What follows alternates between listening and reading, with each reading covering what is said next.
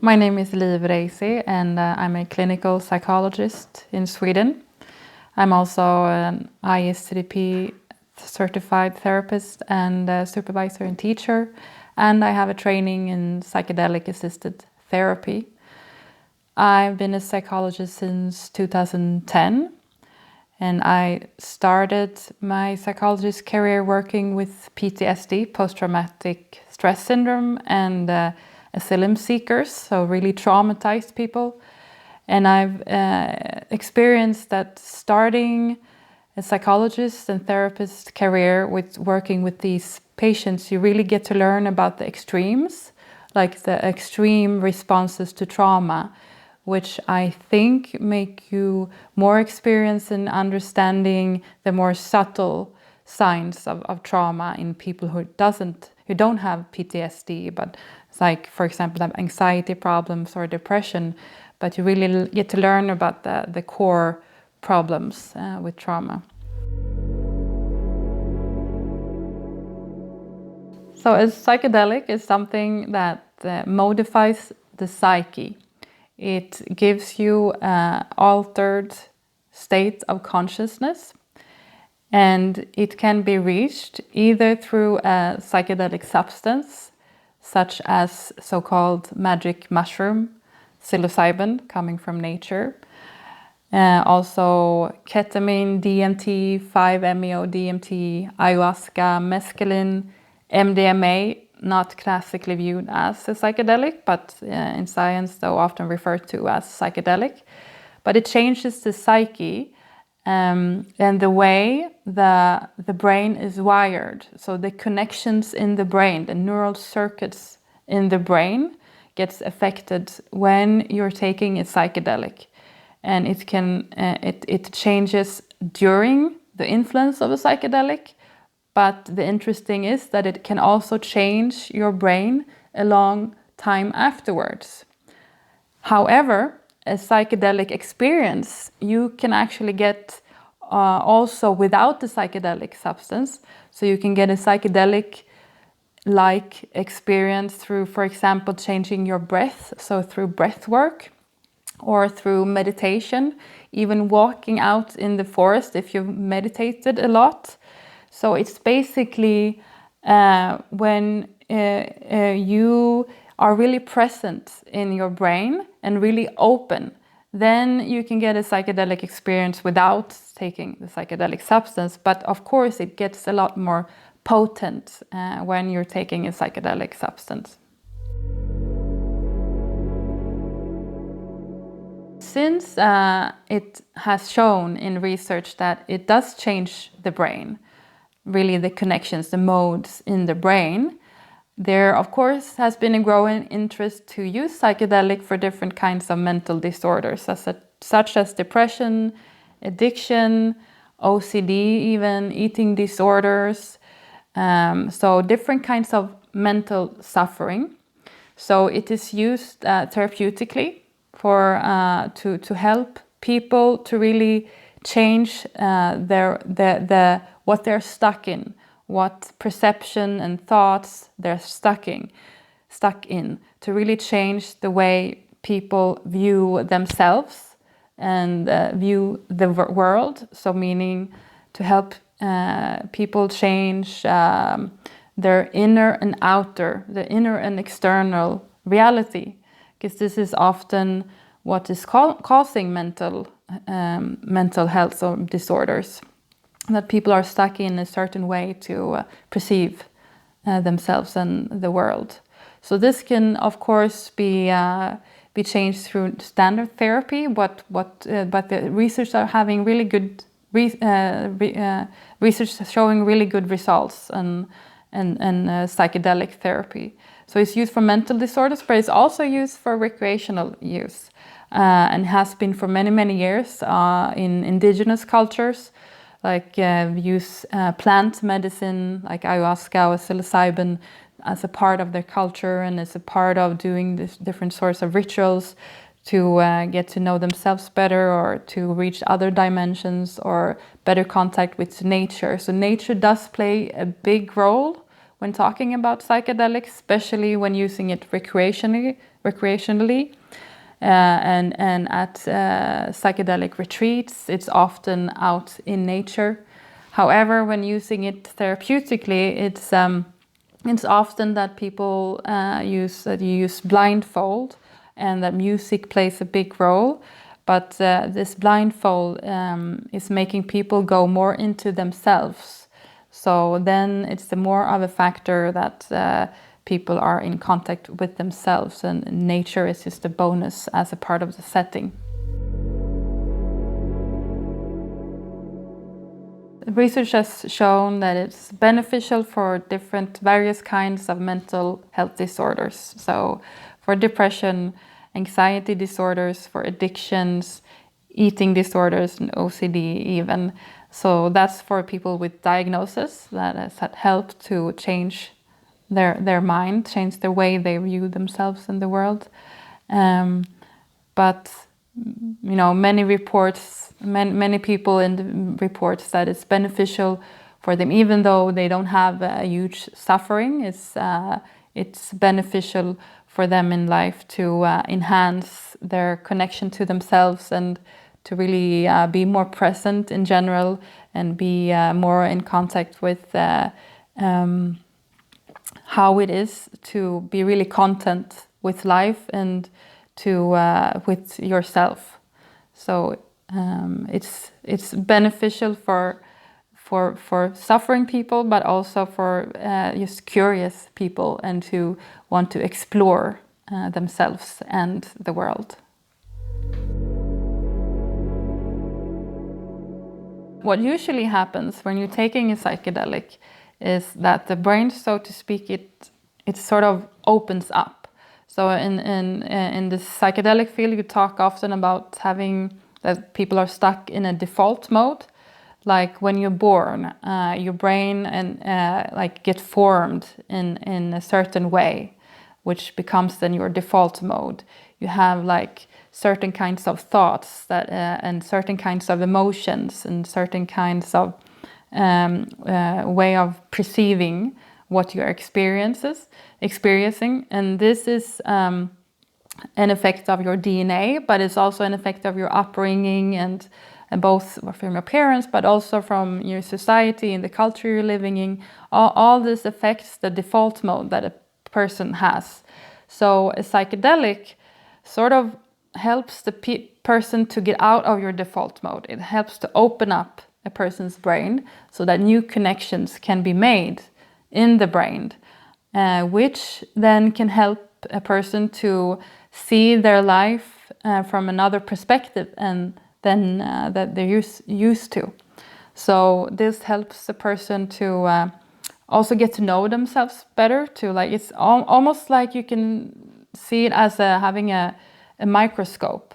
So like a surgery almost. So you get like a view inside of your brain to get to know what's there, and to understand who you are a lot better, and then also seeing yourself from another lens, from another perspective. And this happens while taking the psychedelic. And the challenge then for most people is to really sustain that new perspective, to really sustain what you saw, and sustain the changes or to sustain the new perspective that you got from yourself, so that you don't fall back into this default mode that maybe wasn't helpful for you. And research has shown that it does last, the changes does last also after a psychedelic trip that someone is making. So this is when people use it more therapeutically, but people like using it recreationally and more exploring. They often report changes in a more understanding of the human's place at Earth, our connection to nature, and often report really spiritual experiences of being one with everyone, and one with universe, and one with nature, and which often changes the way a person is thinking about themselves, and how their relationships are. So these are often individuals' reports about using psychedelics. Given that a psychedelic is quite potent, so as I said before, you can have a psychedelic experiences by without using a substance. But if you use like a substance, there are and it does change your brain. So if there are people who already have sort of like a fragile brain, say if you're prone to psychosis or bipolar disorder, and prone to really dissociate a lot, then it can be risks with taking a psychedelic, where you sort of can having a problem to get the brain into place again from this opened state that you are in when using a psychedelic. So there can be a risk with people who already are very open, that they remain like in a more confused state when taking a psychedelic. So often these people they are excluded, say, from research, and yeah, there can be risks. And then also we don't know the effects of when you're a child or a teenager or basically under the age of 25. So most research are done for people over 25, since the brain is fully developed when you're 25, but not before that. But of course, in many cultures, younger people also take psychedelics, plant medicine, and it's more like a natural part of living. But it's just that there's not so much research on it. Research doesn't recommend for kids or teens yet to take it. And then, of course, there are risks, if you're taking a psychedelic for the first time, it's quite good to have someone with you, like a guide or a friend, so someone can make sure that you are safe also in your external environment. So, for example, if you're out in nature, be sure to not be be alone and be close to water, or be alone and be close to somewhere where you can fall, because it does affect your mobility, and it does affect your visuals. So that's something to think about, to just think this through before you take a psychedelic. If you're taking a psychedelic just to explore and to get more contact with yourself, then it's most people, they do it like outside on a beautiful place where they can because what happens when you take a psychedelic is that you do get like visual effects, so-called hallucinations. So then it can be very explorative and very effectful to be outside in the nature, because you do it's like you almost see. People often report that they see the earth is breathing. This is often something that people report, and that they see the trees are breathing. So for recreational use, this is often the journey that they have, that you're out in the forest or by the countryside, and you just go out and explore. But if you're taking a psychedelic, say in a more therapeutic setting, then it often starts with that you have some preparatory talks with a guide of some sorts, so that you really get help to get a lot of information about what you're about to experience, which gives you a sense of control, so that you can then easier let go of control later. So it often starts with some sorts of preparatory talks. And then during the psychedelic journey, often you start with some sort of meditation or some sort of grounding exercise to just prepare your body for letting go of control. So you need to ground yourself before letting go of control. And often music is used, and actually there is no research on taking psychedelic in a therapeutic setting without music. So, critics could argue that, well, isn't it actually just music therapy, or since music does play a huge role for the psychedelic experience. So there's often, when the psychedelic journey begins, when you've taken the psychedelic, the music is often a bit softer, and it's often without vocabularies. And this is since you don't want the brain to associate too much to words. You want the brain to be more abstract, to get help to be more open and to just feel and to experience and not get attached to words. And one can compare this to when you're an infant, when you're a baby, you have no words. And then your brain is just open, and it actually resembles a bit when you're taking a psychedelic as an adult. It resembles the state of an infant, how an infant views the world. You know how an infant can stay and just look at an object forever and be really, really interested, and then they're really, really present. And this is basically what happens when you're taking a psychedelic. You can view an object forever and just see different nuances and feel a lot when looking at it. And so during a psychedelic, it's you get thrown back to this baby brain where there are not a language, because often words can sort of constrict an experience. It does make an experience more constricted. So this is also why, by the way, that people often have a hard time to explain in words how they experience and what happened, since the experience just doesn't fit in words really.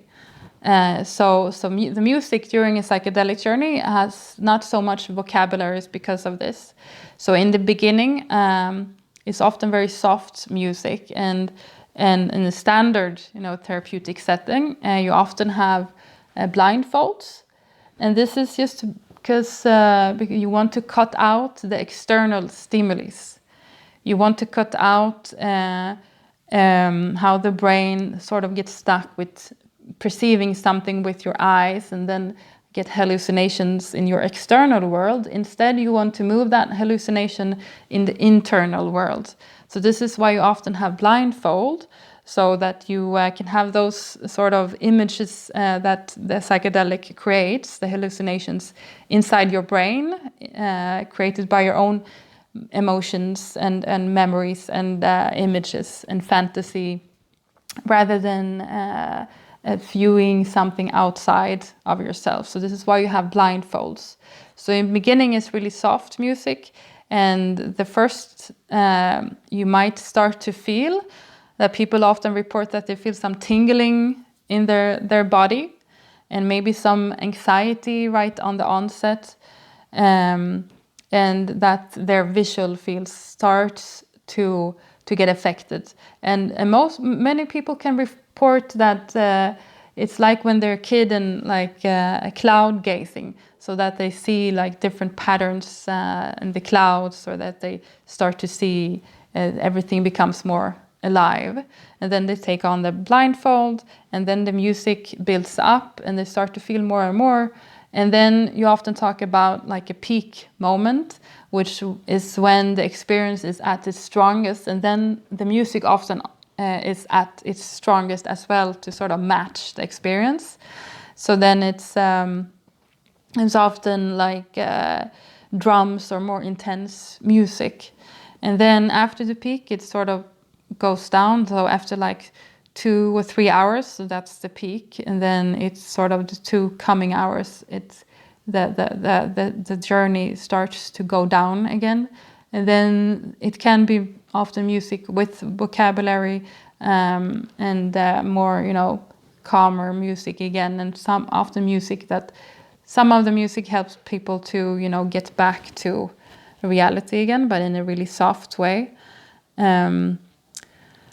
And then when you start to come back, say after 5 to 7 hours, then it's good to be really soft with yourself, to really get back slowly, since to not rush it, since your body is still in this other dimension, is still in this other realm.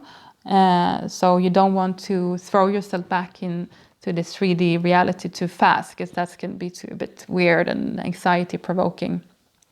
But so this is a psychedelic journey in like a really standard therapeutic setting.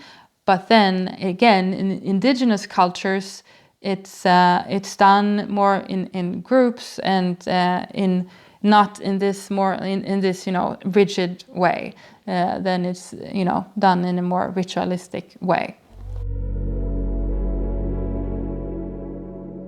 Set and setting is often referred to like the conditions under which a psychedelic is taken. So a psychedelic on itself, like for example, say psilocybin, it does change the brain, but the experience of psilocybin, the experience of taking the psychedelic, is highly influenced under which conditions you are in when taking the psychedelic. And this is often why what happens when people have, so to speak, a bad trip.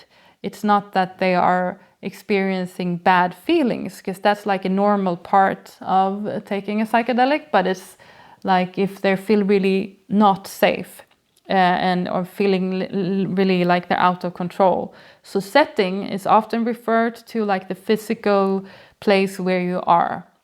So if you are in a safe environment with a guide that you feel safe with, or so if you're not in a dangerous environment like outside where you can hurt yourself and you don't feel safe, or say like there's a difference like if you're in a party, say, or if you're like in a therapeutic place where with the guide. So that's the environment is referred to as the setting. Which does contribute a lot to like the experience of the psychedelic then.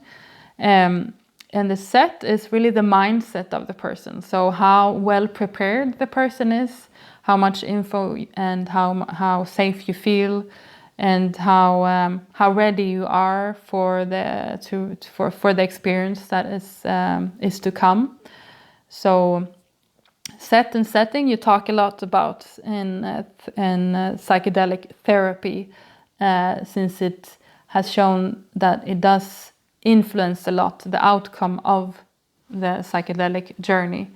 And music again plays a big part also of the setting, and also using blindfold or not plays a big part of the setting. A common dosage for psychedelic therapy, if you take, say, psilocybin, is often 25 milligrams of psilocybin, active psilocybin. And that can resemble to 2.5 grams of psilocybin, but it depends on the batch. It depends on the sort of the psilocybin and how it has been stored, etc. So 2.5 grams of dried mushroom can resemble to 25 milligrams of active psilocybin, but it doesn't have to. But that's a standard dose anyway. That's referred to as a middle dose. And the low dose is 10 milligrams of psilocybin, or 1 gram of dried mushroom. And the high dose is often referred to as a hero dose, where you have like sort of a classic ego dissolution, and that's 5 gram or 50 milligram of psilocybin. So that's if you want to make it like a psychedelic journey, or if you want to trip. But if you want a microdose, which is something else, it's like taking 10% of 1 gram, so it's 0.10 often grams of psilocybin. And microdosing is not something you take to get an altered state of consciousness. It's more something that people take because of an antidepressive function. And there is not yet enough research to show that it's really effective, or is it just placebo. But that's anyway what people refer to. Music does play a huge part. It's often in the therapeutic setting.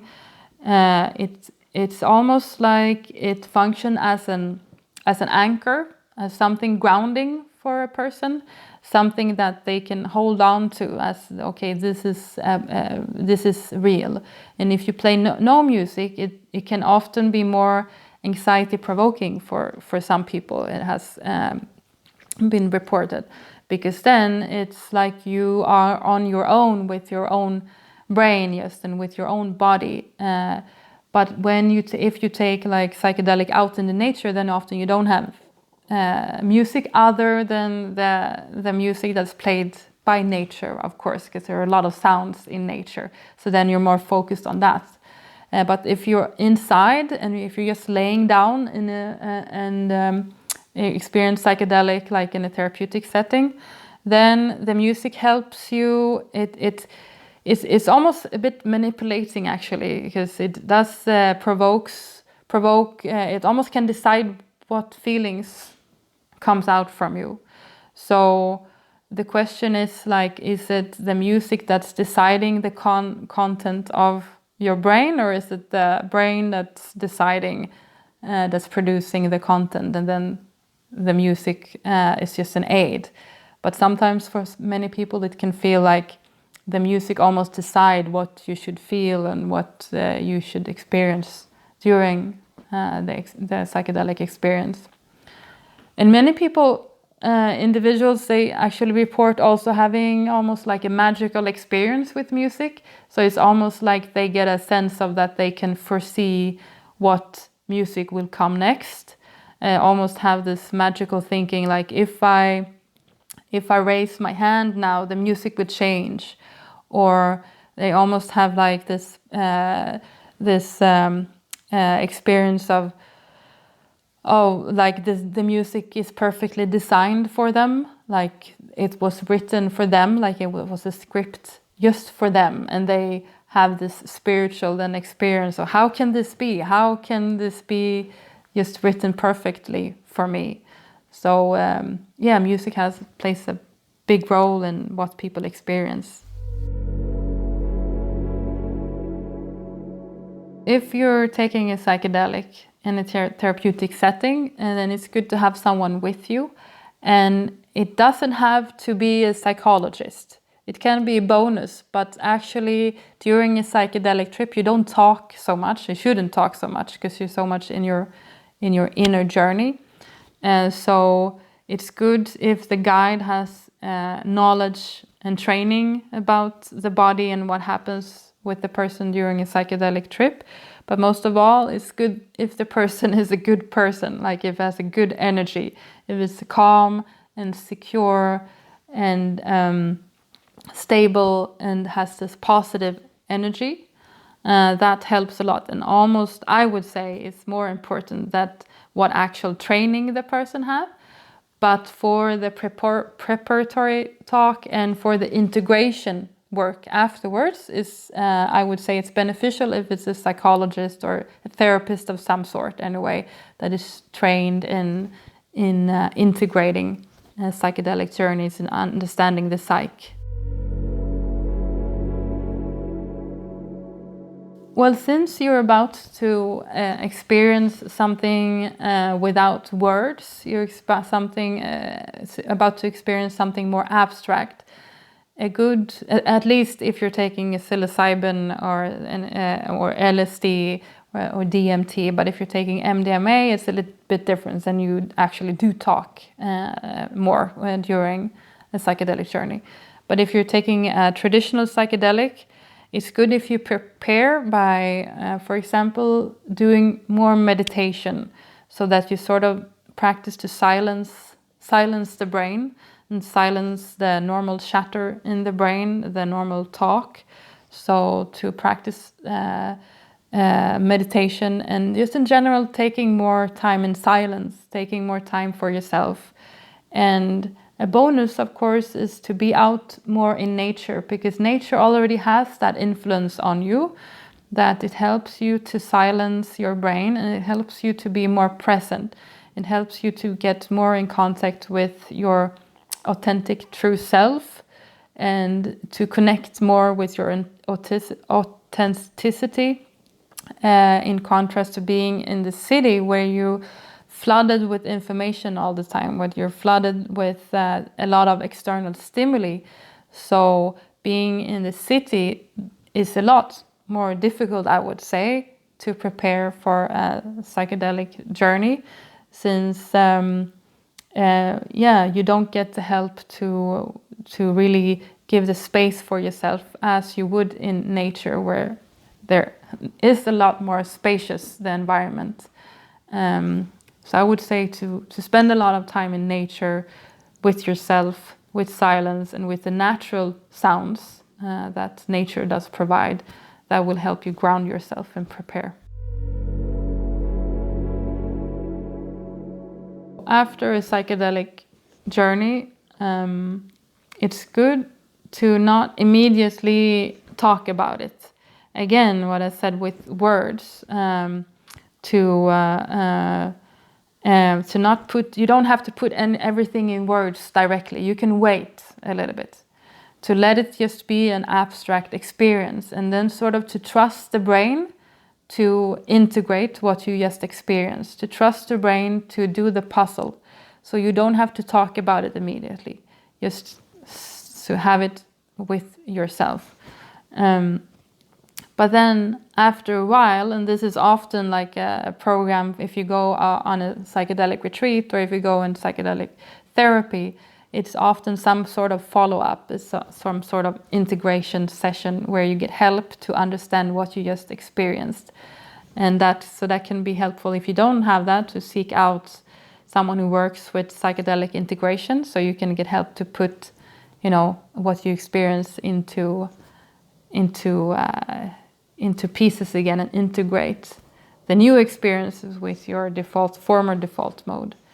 And just be gentle with yourself, be soft. Again, be out a lot. Out in nature is good, because nature is helping us to be softer with ourselves and to relax more, to not work immediately and be all flooded with the life that you came from, that may be where the origin of your problems in the first place.